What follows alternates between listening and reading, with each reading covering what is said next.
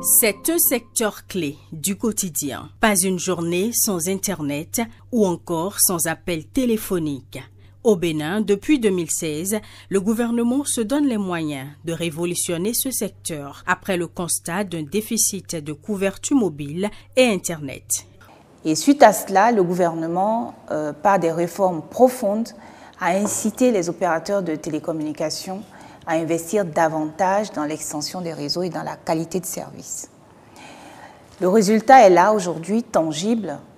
Les populations béninoises sont couvertes en réseau mobile à plus de 90%, ce qui signifie que partout dans notre pays, presque partout, on peut capter le signal, on peut passer des appels, on peut utiliser les services mobiles et Internet, on peut utiliser le service Mobile Money pour payer, pour se faire payer en termes d'activité commerciale dans le cadre quotidien de ce que nous avons à faire en tant que population. Ce qui importe, c'est qu'on voit bien que notre pays, en termes de couverture, a fait un bond significatif.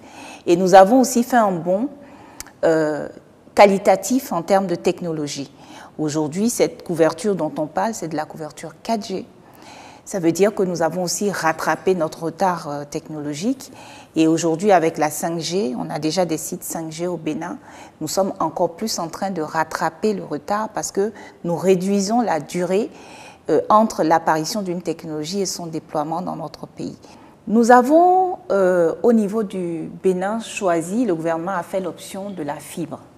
Il faut d'abord reconnaître que c'est la meilleure option parce que la fibre représente aujourd'hui la meilleure et la dernière technologie en termes d'accès au haut débit, au très haut débit.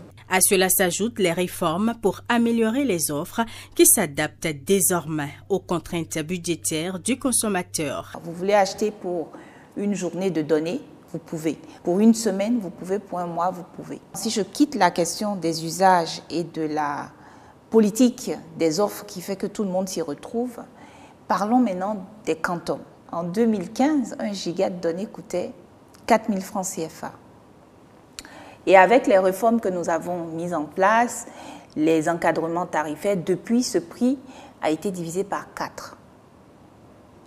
Je crois qu'il est important de revenir aux principes qui permettent de comparer les pays, parce qu'on a souvent tendance à prendre, par exemple, une offre d'un pays voisin qui n'est pas comparable à une offre de notre pays et dire non, mais moi là-bas j'ai une offre à 100 francs, ici j'ai une offre à 200, donc c'est le double.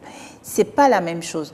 Les offres répondent à des dynamiques. Vous avez la durée, vous avez le volume de données, vous avez des offres qui sont plutôt des offres nuit par exemple.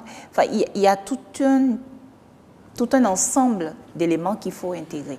En 8 années de gouvernance, l'exécutif a aussi dématérialisé les services publics. Plus de 200 e-services ont été mis en place pour permettre aux Béninois d'obtenir des documents administratifs en ligne.